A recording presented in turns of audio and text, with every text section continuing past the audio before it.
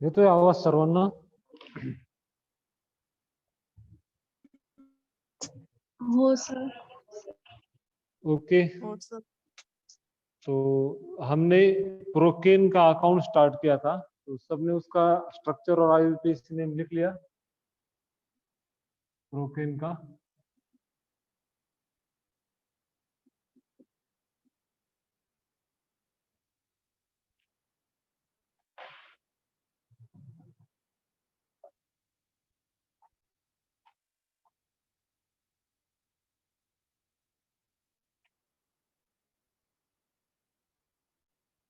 Hello, आवाज येतोय का?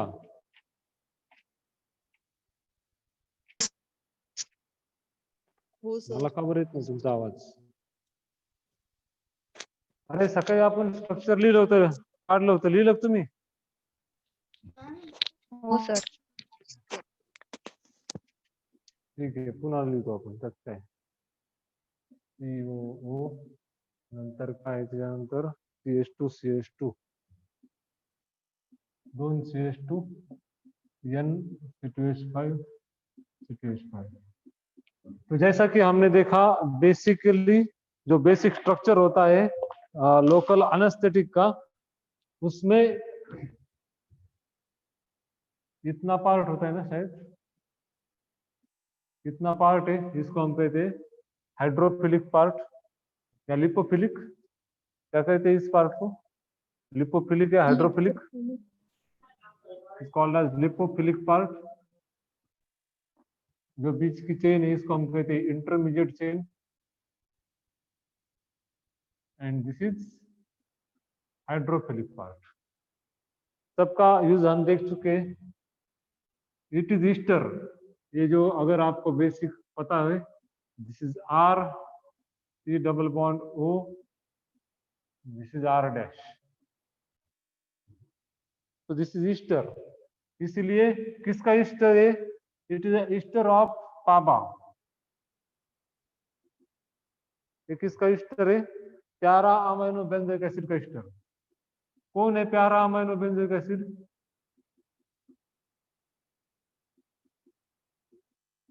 It is PABA. ओके, तो this is para amino benzoic acid. तो एसिड का अगर हम हाइड्रोजन रिप्लेस करते हैं और कोई दूसरा यहाँ पर ग्रुप लगाते हैं, तो ईस्टर बन जाता है, एसिड से ईस्टर बनता है। ओके, तो जो प्यारा अमाइनो बेंजोइक एसिड था पहले, वो बाद में हो जाता है प्यारा अमाइनो बेंजोएट। ओके, तो इस तरह से ये जो पहले प्यारा अमाइनो बेंजोइक एसिड था, यहां से यहां तक, यहाँ पर अगर H लगा दो तो हो जाएगा प्यारा अमाइनो बेंजोइक एसिड, लेकिन H निकल गया है तो ये हमारा पेरेंट कंपाउंड हो गया प्यारा amino benzoate. This is our parent compound. उसको साइड चेन अटैच है, उसकी भी नेमिंग हमने देखी थी। और इसको हम नंबर देते हैं इस तरह से 1 2 2 डाइथिल अमाइनो 2 डाइथिल हो गया, बीच का अमाइनो हो गया, फिर इसको हम कहते हैं ethyl. This is IUPAC name, 2 diethyl amino ethyl para amino benzoic. This is structure and IUPAC name of procaine hydrochloride.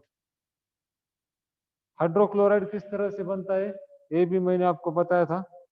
यहाँ पर HCl कैसे अटैच होता है, इस ये नाइट्रोजन के पास लोन पेयर है, तो लोन पेयर वो डोनेट करता है हाइड्रोजन को, हाइड्रोजन H+ होता है, H+ मतलब उसके पास इलेक्ट्रॉन की कमी होती है, तो ये जो लोन पेयर है वो डोनेट करके ये यहाँ पर H बनाता है। H बनाने के बाद इसका प्लस निकल जाता है, लेकिन इसके ऊपर माइनस आ जाता है, क्योंकि इसने लोन पेयर डोनेट किए, तो H का प्लस चला गया, क्यों? क्योंकि उसको इलेक्ट्रॉन मिले, लेकिन इसके ऊपर माइनस आ गया, पर इसके ऊपर पॉजिटिव आ गया, क्योंकि क्वाटर्नरी अमोनियम कंपाउंड है। ओके, जो पॉजिटिव चार्ज इसके पास था वो बाद में इसके पास, इसके इलेक्ट्रॉन चले गए, इसने इलेक्ट्रॉन डोनेट किया। ओके, जो पॉजिटिव चार्ज पहले H+ था, H+ के ऊपर था, वो अभी नाइट्रोजन के ऊपर आ गया। तो इस पॉजिटिव को मेंटेन करने के लिए वो किसी आनायन के साथ, नेगेटिव आयन के साथ फिर से आयनिक बॉन्ड बनाता है, तो वो होता है chloride. H and Cl, that is HCl, hydrochloride. तो दिस इज प्रोकेन हाइड्रोक्लोराइड। तो अगर आप इस तरह से स्ट्रक्चर निकालते हो, यहाँ पर हाइड्रोजन लगाते हो और यहाँ पर क्लोरीन बाजू में दिखाते हो, तो पूरा नाम लिखने के बाद आगे सॉल्ट का नाम लिखना जरूरी होता है, दैट इज हाइड्रोक्लोराइड। तो आईयूपीएसी नेम तो वैसे ही रहेगा, लेकिन जो सॉल्ट होगा उसका नाम मेंशन करना पड़ता है। ओके, तो this is a hydrochloride salt form. Okay, so we will see its properties. It is the oldest, most widely used local anesthetic.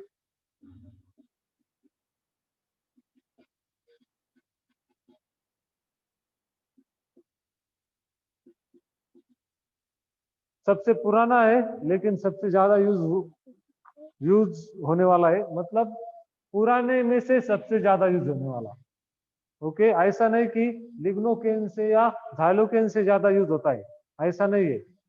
वो ज्यादा यूज होता है, लेकिन कौन से, जो पुराने में, इसके साथ वाले अभी आउटडेटेड हो गए। फॉर एग्जांपल, इसके साथ बहुत सारे लोकल एनेस्थेटिक थे।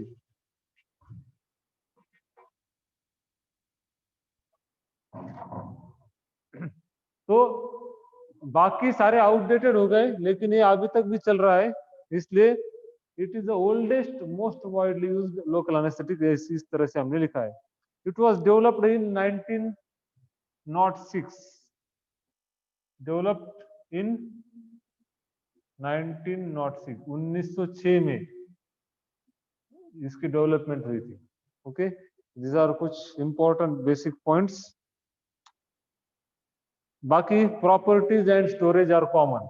अभी इसके प्रॉपर्टीज एंड स्टोरेज कॉमन है, तो आप लिख सकते हो, आपको खुद से लिखना आना चाहिए। अभी आपको पता है कॉमन लिखा है मतलब it will be white crystalline powder, odourless bitter taste.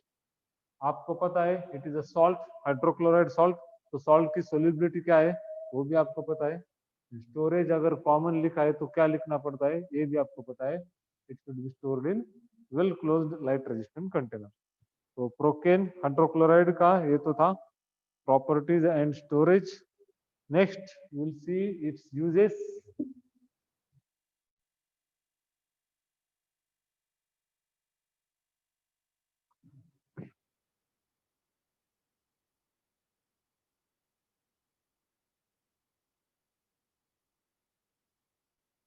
Okay, it cannot be absorbed topically. It cannot be absorbed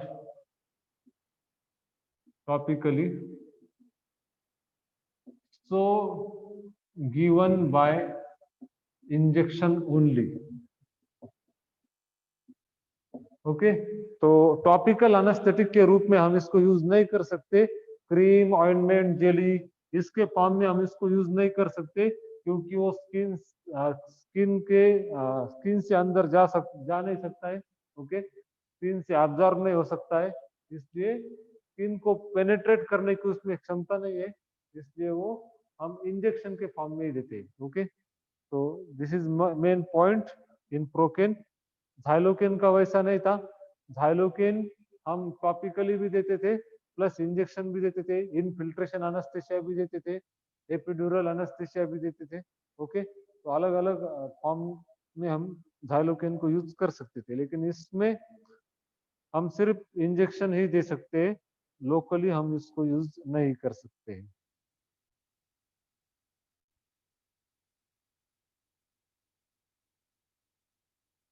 Okay, so it is used as infiltration anesthesia.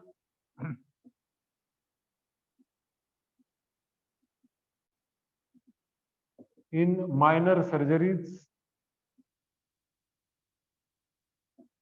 dental procedures.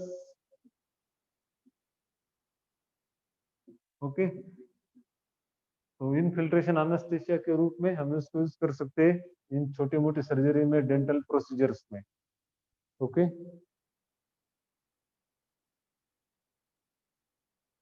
It may be used to reduce pain.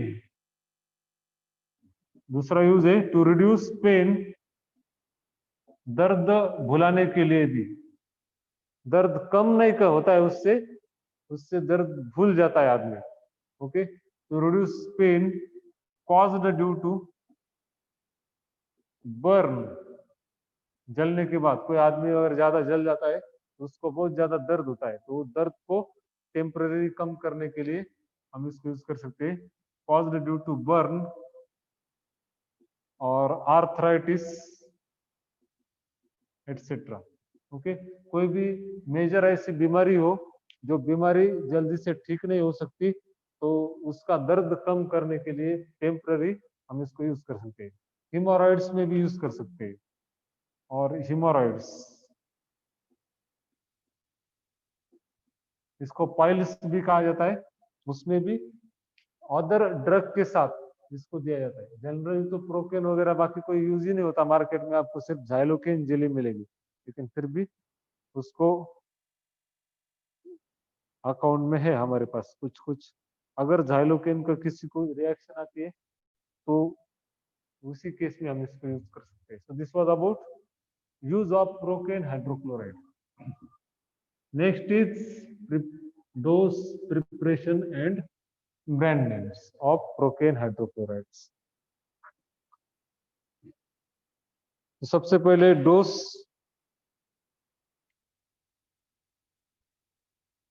25 ml 1.5% solution,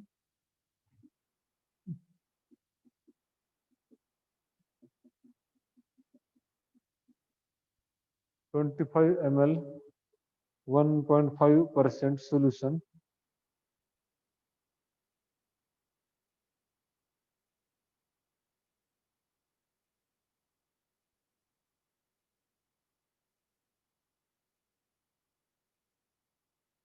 as infiltration anesthesia,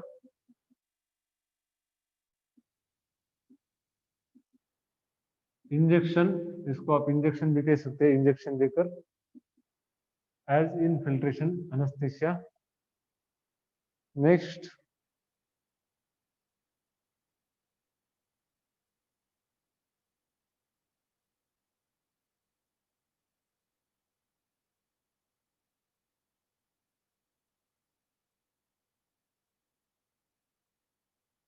one two three ml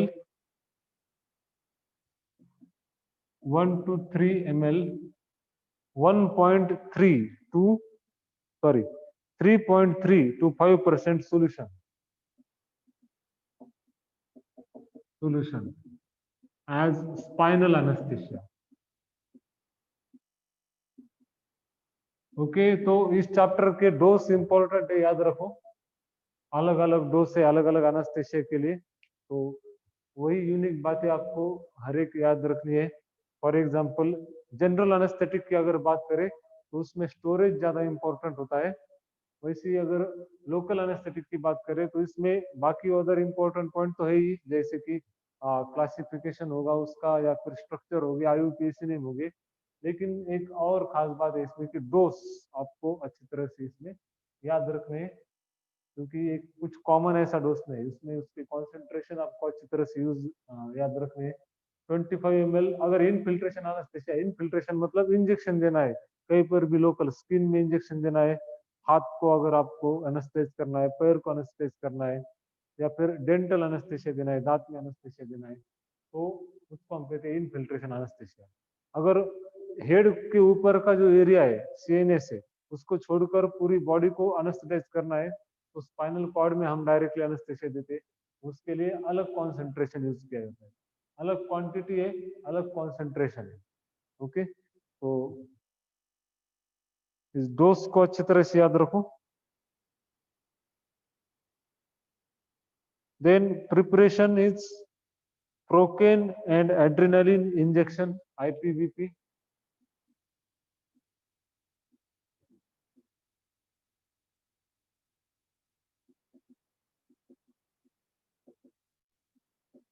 procaine and adrenaline injection, IPVP।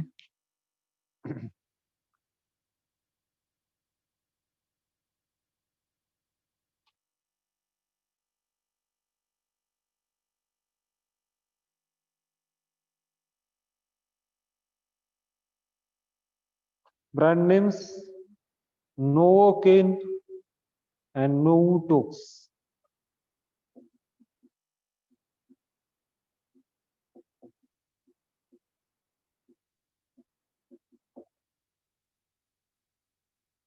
NOVU, this is VU.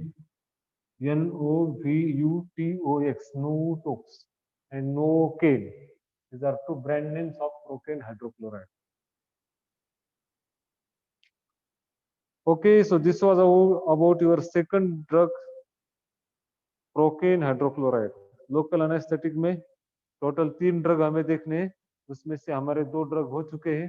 सबसे पहले हमने देखा झाइलोकेन, उसी को lignocaine कहा जाता है, उसी को लिडोकेन कहा जाता है, और वही हमारा choice of drug of choice है। ओके, उसी को सबसे ज्यादा यूज किया जाता है।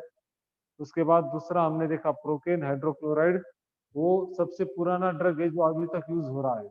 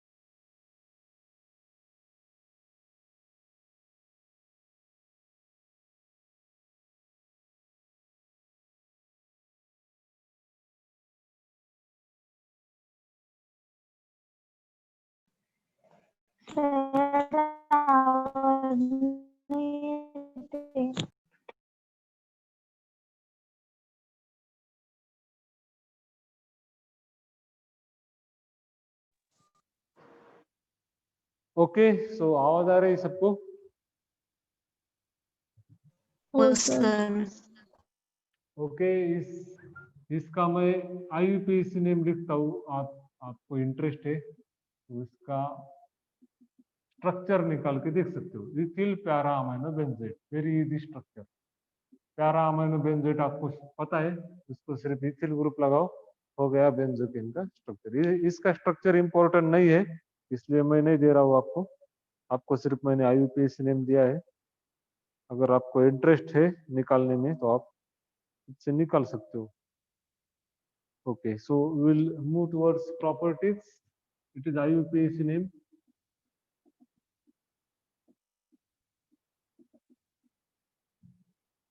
So benzocaine properties, again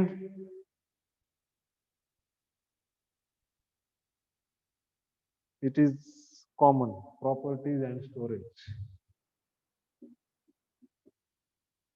are common. Okay, solubility, it is soluble in water and organic solvent में क्या है status? It is also, oh sorry, it is very slightly soluble in water, very slightly soluble, मतलब ये salt form में नहीं है, इसलिए water में soluble नहीं है। It is very slightly soluble in water and freely soluble in alcohol. तो पहले के 2 ड्रग और इस ड्रग के प्रॉपर्टी में क्या डिफरेंस है? तो सिर्फ सोलिबिलिटी का डिफरेंस है। पहले के जो 2 ड्रग थे वो भी सब white crystalline powder, odourless, bitter taste थे, उनका भी स्टोरेज सब कॉमन था। लेकिन पहले के जो दो ड्रग हमने देखे, झाइलोकेन और प्रोकेन, वो दो ड्रग सॉल्ट फॉर्म में अवेलेबल थी, और सॉल्ट फॉर्म में अवेलेबल होने की वजह से उनकी सोल्युबिलिटी इससे उल्टी थी। उल्टी मतलब उसको वो थे सोल्यूबल वाटर में और इनसोल्यूबल थे ऑर्गेनिक सॉल्वेंट में। ऑर्गेनिक सॉल्वेंट का एग्जांपल हमने लिखा है यहाँ पर अल्कोहल। लेकिन ये जो ड्रग है इसका सॉल्ट फॉर्म अवेलेबल नहीं है, इसलिए it is very slightly soluble in water and freely soluble in alcohol. इसका अगर आप स्ट्रक्चर भी देखो तो स्ट्रक्चर भी जो उसका हमने देखा था बेसिक स्ट्रक्चर का हाइड्रोफिलिक पार्ट, लिपोफिलिक पार्ट, उसकी जो टर्म एंड कंडीशन है, वो टर्म एंड कंडीशन इसका ये जो स्ट्रक्चर है वो पूरा नहीं करता है। ओके, उसमें पार्ट अच्छी तरह से डिवाइड नहीं है, उसमें हाइड्रोफिलिक पार्ट प्रेजेंट ही नहीं है। अगर ये स्ट्रक्चर आप निकालो तो आपको समझ में आ जाएगा इसमें सिर्फ लिपोफिलिक पार्ट प्रेजेंट है और चेन प्रेजेंट है इथिल ग्रुप के बीच में, मतलब वो इंटरमीडिएट चेन है। उसके आगे का जो अमाइनो पार्ट था, नाइट्रोजन था, उसको डाइथिल ग्रुप थे, दो ग्रुप हमने लगाए थे, वो जो पार्ट है उस इसके स्ट्रक्चर में प्रेजेंट नहीं, इसीलिए उसका सॉल्ट नहीं बना सकते, सॉल्ट बनाना मुश्किल हो जाता है।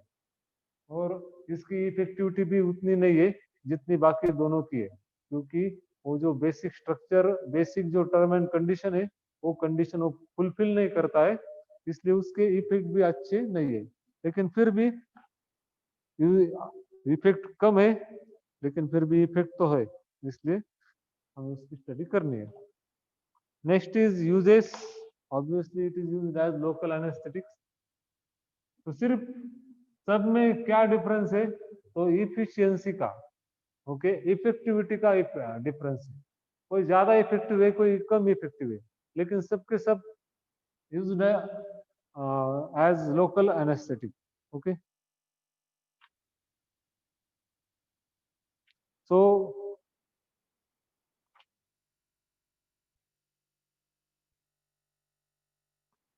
it is used in various type of surface pain to relieve surface pain. It is used in form of, it is used in form of, कौन से फॉर्म में यूज करते हैं हम, 20% ऑइंटमेंट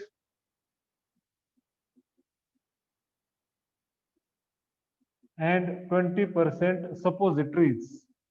ओके, इसका डोसेज फॉर्म अच्छे से याद रखो।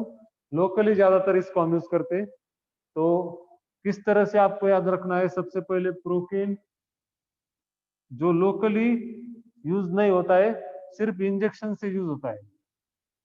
बेंजोकेन ज्यादातर यूज होता है लोकली। और लास्ट में झाइलोकेन, वो होता है बोथ, मतलब लोकली भी इसको यूज कर सकते हैं हम इसको, झाइलोकेन को, और इसको इंजेक्शन से भी यूज कर सकते हैं। मतलब टॉपिकल अनेस्थेशिया में भी यूज कर सकते हैं, इनफिल्ट्रेशन अनेस्थेशिया में भी यूज कर सकते हैं, और स्पाइनल अनेस्थेशिया में। तो इसकी इफेक्टिविटी उस वजह से सबसे ज्यादा है। Okay, so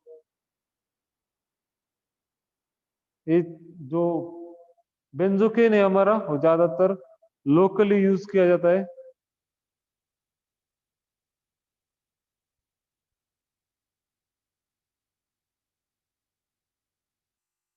Okay, so next use, it is also used in throat lozenges, used in throat lozenges, lozenges मतलब जो चुएबल टैबलेट होती है, ओके, लाइक स्ट्रेप्सिल्स, विक्स की जो टैबलेट होती है, तो उनको लोजेंजेस कहा जाता है। तो used in throat lozenges in GI ulcer.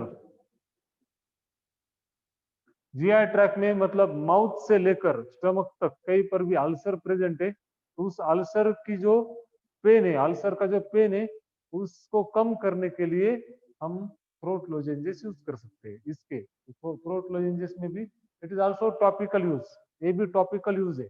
Morli लेते हैं तो इसको भी हम, इंजेक्शन से नहीं लेते तो इसको हम टॉपिकली कहते हैं। ओके, तो these are uses. और कुछ है क्या बेंजोकेन में? Okay, so this was about benzocaine. तो जैसे कि आपको पता चल रहा है उसका यूज क्या है, तो यूज के अकॉर्डिंग आप उसके डोसेज फॉर्म को बता सकते हैं। क्या डोसेज फॉर्म होगा उसका?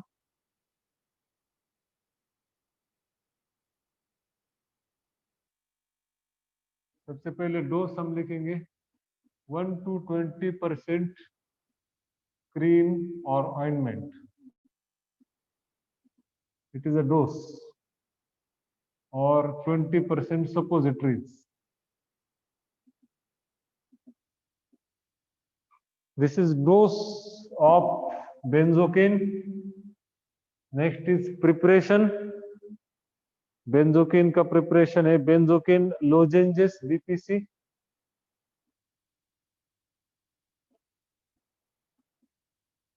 Lozenges, benzocaine lozenges BPC.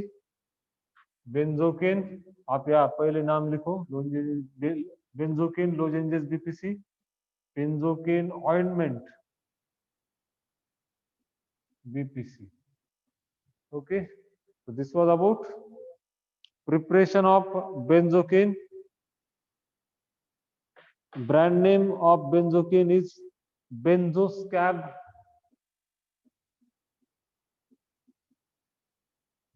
Benzoscab। दूसरा ब्रांड नेम बेंजोकेन का है Zoken gel, ZOKEN, Zoken gel. okay, so this was about your benzocaine, your last drug from local anesthetic chapter। यहाँ पर आपका थर्ड सेशनल का पहला चैप्टर खत्म होता है, लोकल एनेस्थेटिक।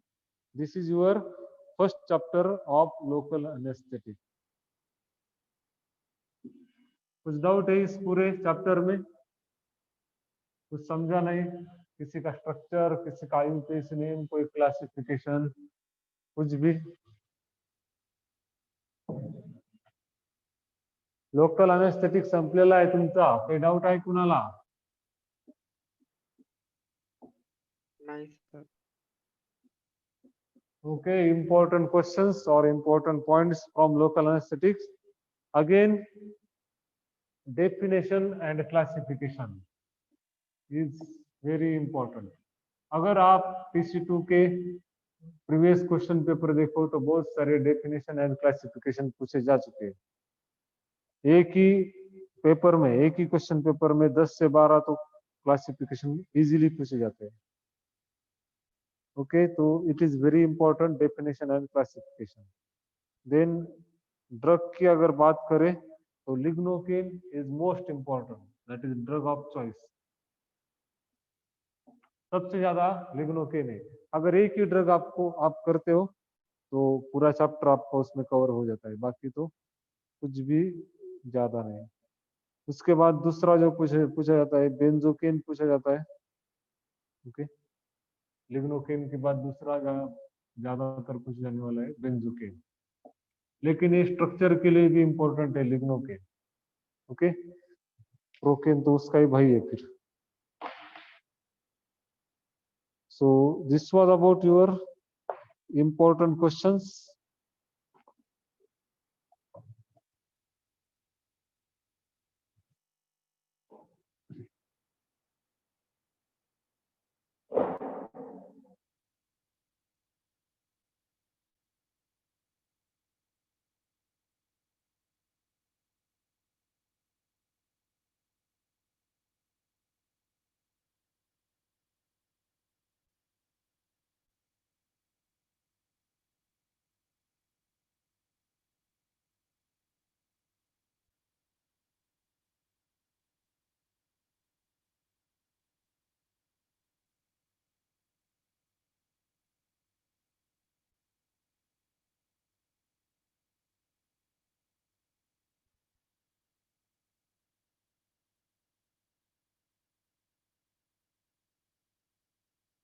ओके, तो 5 मिनट में हमारा ये सेशन खत्म होने वाला है, उतना ही हम लेंगे।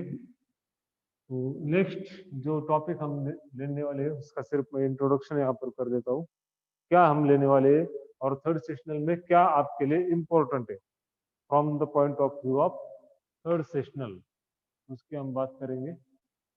5 मिनट का ही हमारा आज का लेक्चर बाकी है, तो जैसे ही ये अपने आप बंद हो जाएगा तो लेक्चर भी हमारा खत्म हो जाएगा।